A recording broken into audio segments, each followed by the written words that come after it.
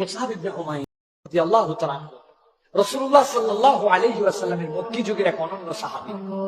তারিখের মধ্যে আসছে তার পিতা তাকে 200 দিরহাম দিয়ে একটা কাপড় কিনে দিতেন, তার থেকে দামি কাপড় মক্কায় কেউ পরতো না।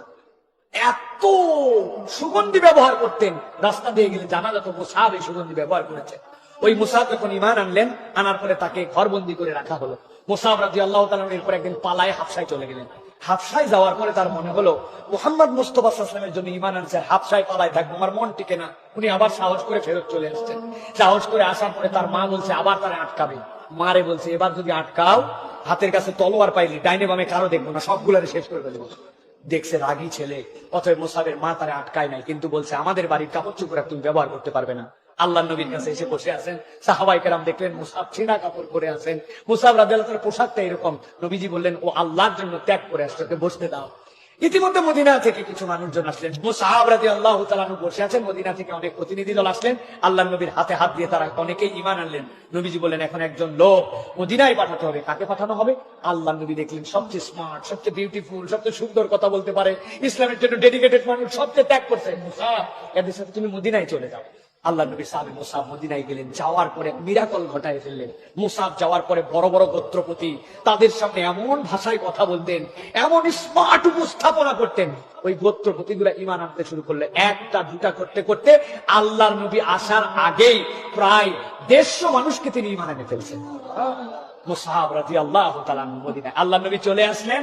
মুসআব রাদিয়াল্লাহু তাআলা এর পরে বদরের যুদ্ধ হলো। বদরের যুদ্ধেও তিনি বীরত্ব প্রদর্শন করলেন। মুসআব রাদিয়াল্লাহু তাআলা অল্প দিনে অনেক পুরা রক্ত করে ফেলেছিলেন। এই মুসআব রাদিয়াল্লাহু তাআলা যখন উহুদের যুদ্ধ, নবী করিম সাল্লাল্লাহু আলাইহি ওয়াসাল্লাম বললেন কার হাতে পতাকা দেওয়া হবে? আল্লাহ নবী দেখলেন এই ছেলেটা কি যে ত্যাগ করছে ইসলামের জন্য, ইসলাম এত মানুষের ঈমান আনছে, মুসআবের হাতে ইসলামের পতাকা দিয়ে দাও। হযরত মুসআব রাদিয়াল্লাহু তাআলা উহুদের প্রান্তরে চলে গেলেন। যাওয়ার পরে বীর বিক্রমে যুদ্ধ করতেছেন। হযরত মুসআব রাদিয়াল্লাহু তাআলার হাতে যখন পতাকা ছিল, হঠাৎ করে তিনি মুসলমানদের যে সাময়িক বিপর্যয় হলো, ওই বিপর্যয়ের সময়ে তিনি দেখলেন রাসূল সাল্লাল্লাহু আলাইহি ওয়াসাল্লামের দিকে ধেয়ে যাচ্ছে। তিনি দেখলেন রাসূলকে তো মারতে দেওয়া যাবে না। উনি তখন এক হাতে পতাকা আর এক হাতে তলোয়ার দিয়ে 2 পা দিয়ে ঘোড়া আটকায় ফেললেন। হাত দিয়ে ঘোড়া ছেড়ে দিলেন, যে 2 পা আটকায়া কাফের মুশরিকদের সাথে এমন ভাবে যুদ্ধ করতে শুরু করলেন যে রাসূল সাল্লাল্লাহু আলাইহি ওয়াসাল্লামকে যেন কেউ আঘাত করতে না পারে, তিনি রাসূলের ঢাল। এমন সময় ইবনুল কামিয়া বলা হয়, এই লোকটা মুসআব রাদিয়াল্লাহু তাআলা ডান হাতে কোপ দিয়ে দিলেন। ডান হাত যখন পড়ে গেছে মুসআব রাদিয়াল্লাহু তাআলা তখন বাম হাতে পতাকা উত্তোলন করে রাখছেন, কারণ এটা ইসলামের পতাকা, এটা তো ফেলা যাবে না। এরপরে তার বাম হাতে কোপ দিয়ে দিয়েছে। দেওয়ার পরে হযরত মুসআব রাদিয়াল্লাহু তাআলা মুখ দিয়ে আর 2 পা দিয়ে খামচায় ধরলেন পতাকা, যেই পতাকা তারপরে যাওয়া যাবে না। এরপর ইবনু কামি একটা দূর থেকে বর্ষা মারলো, হযরত মুসআবের বুক ফুটে পিছন দিয়ে বের হয়ে গেল। যুদ্ধে ইসলামেরও বিজয় হয় নাই, আবার দেখা যাচ্ছে কাফের মুশরিকরাও বিজয় নিয়ে যেতে পারে নাই। যুদ্ধের ফলাফল এরকম হলো।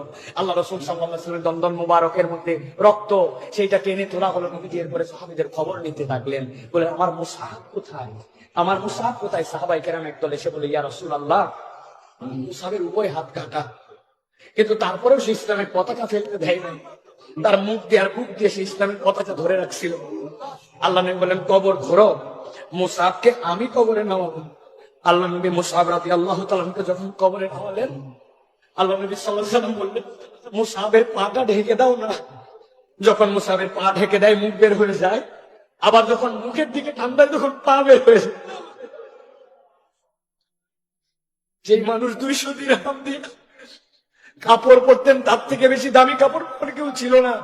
ইসলামের জন্য এমন ত্যাগ করেছেন, আল্লাহ নবী ঝরঝর করে বসে থেকে কাঁদছেন আর বলছেন মুসআবের জন্য তোমরা দুঃখ পেও না, মুসআব আল্লাহর জন্য এইগুলা ত্যাগ করছে। আল্লাহ তার জন্য জান্নাতে কি ব্যবস্থা রাখছেন এটা কেবল আল্লাহই জানে। এই হচ্ছেন মুসআব ইবনে উমাইর। তিনি হচ্ছেন যুবকদের আইডল। তিনি ইসলামের পতাকা কখনো মাটিতে ফেলতে দেন নাই। ও যুবক, আমি বলবো ভাই, তোমার দুনিয়ার বেশভূষা, দুনিয়ার চাকচিক্য, দুনিয়ার স্মার্টনেস, এটা অর্জন করা অথবা বর্জন করে দিতে ইসলাম বলে না। তবে এইটাকে তুমি আল্লাহর জন্য ডেডিকেটেড বানাও, তোমার সকল কিছুকে আল্লাহর জন্য উৎসর্গ করে দাও। আল্লাহ রাব্বুল আলামিন তোমার জন্য মুসআবের জিন্দেগি দান করবেন ইনশাআল্লাহ। অথবা এই মানুষগুলোর জীবন আমাদের জানতে হবে, এখান থেকে অনুপ্রেরণা নিতে হবে।